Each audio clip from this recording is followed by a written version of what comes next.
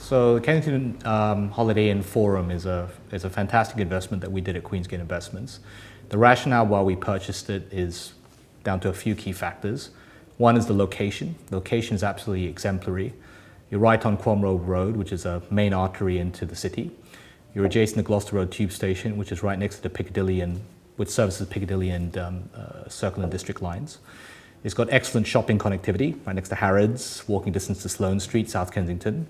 It's got very good cultural connectivity, right next to Royal Albert Hall, Natural History Museum.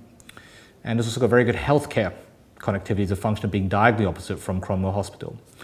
Then you actually look at the physical bricks and mortar itself.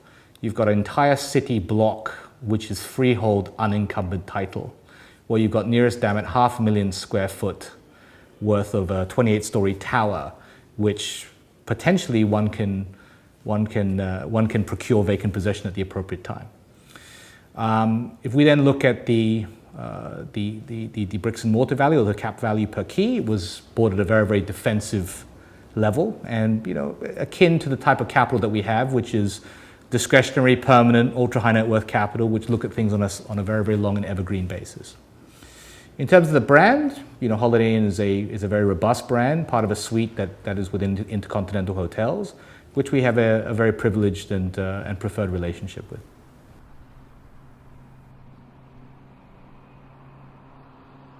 I think the Starwood Hotels principal brand is a very, very strong brand, and it's underpinned by some fantastic real estate. We're aware of the very extensive refurbishment they've done on assets like the George, the Palace in Manchester, and what they're currently doing on the Russell. And I think the rebrand or refresh of the brand is extremely imperative, aligned with the refurbishment they're doing of the hotel, of the hotel brands. And I think that will help to significantly drive RevPAR growth, and get them to access interesting groups and segments of people that they wouldn't necessarily get, whether they be corporate or whether they be from let's say US or overseas markets.